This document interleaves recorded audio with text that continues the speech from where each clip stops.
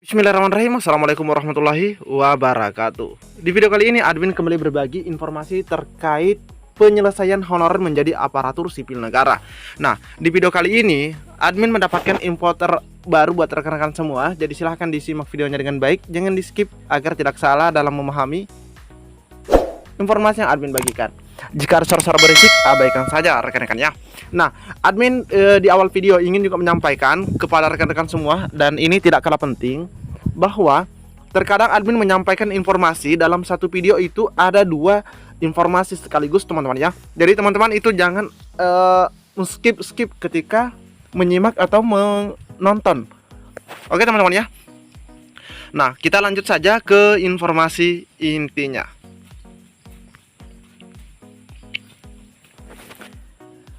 Jenis P3K makin jelas. Jenis P3K makin jelas, tetapi kriteria masih kabur. Atau masih belum jelas ya, masih abu-abu. Jutaan honorer harus siap. Nah, dibalik daripada judul artikel ini ada informasi yang menarik jika kita bisa menganalisanya dengan baik, teman-teman ya, atau memperhatikannya dengan baik. Nah, kita menyimak saja bersama-sama.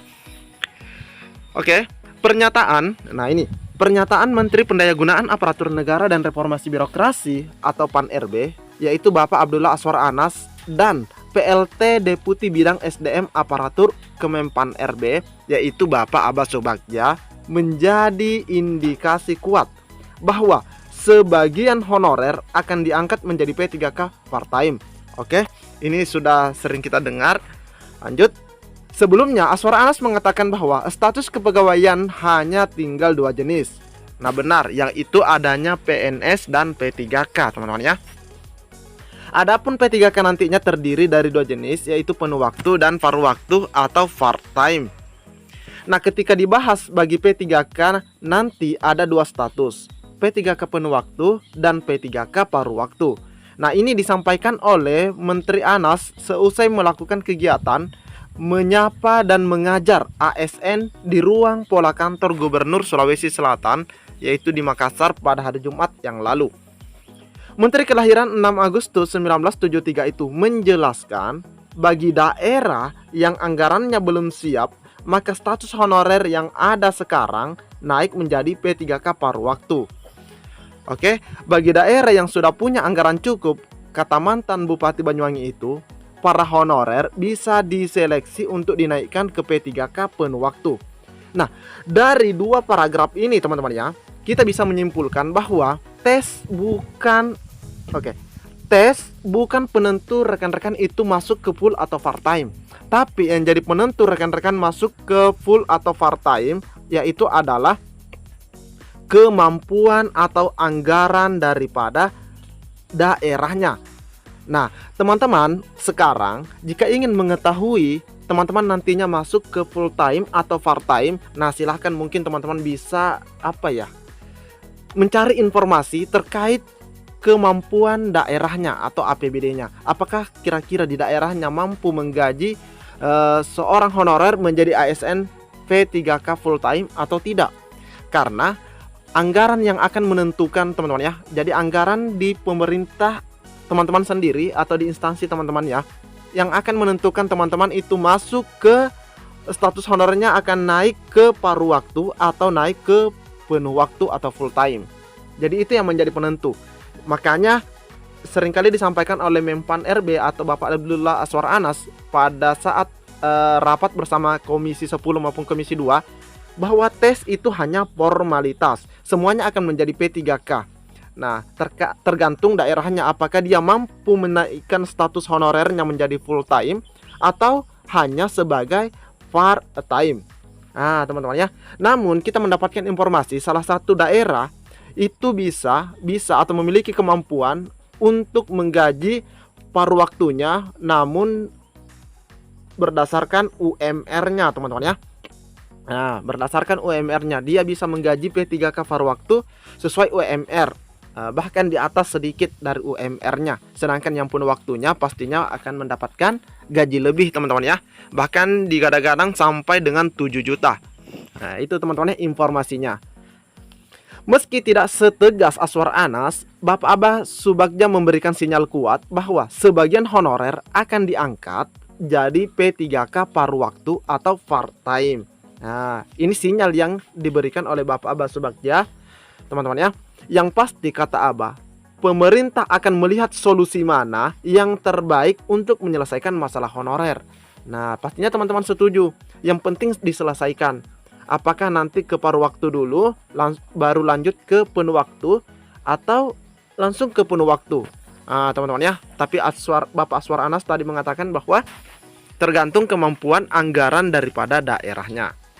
Ya, kita lihat kebijakannya nanti. Apakah perlu ada sistem P3K paruh waktu? Nah, ini ya. Apakah perlu? Dan penuh waktu.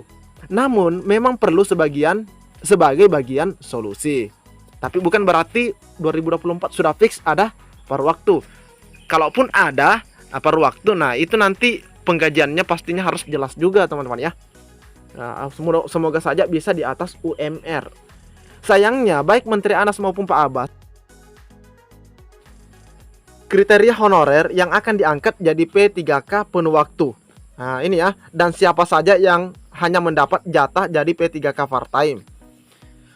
Namun di awal kita tadi sudah melihat atau membaca bersama-sama berdasarkan pernyataan dari Menpan di Sulawesi Selatan bahwa yang masuk PAR ini tergantung anggarannya, teman-teman ya, kemampuan daerahnya.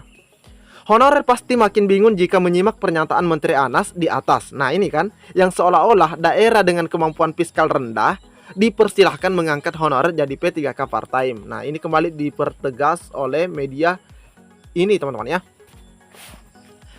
Masa sih guru honorer misalnya hanya akan berstatus part-time, gegara Pemda tidak punya anggaran untuk membayar hak-hak P3K penuh waktu.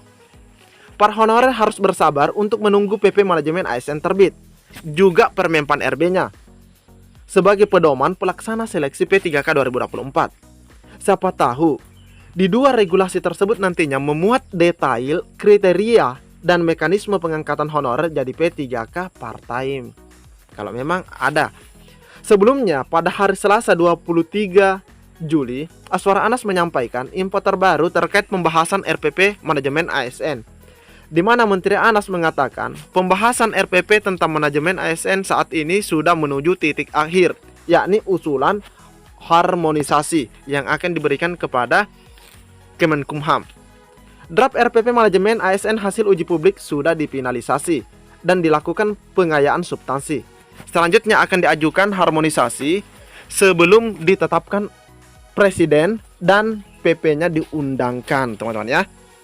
Sekali lagi, masing-masing honorer harus siap jika ternyata masuk kriteria non-ASN yang beralih status menjadi part-time.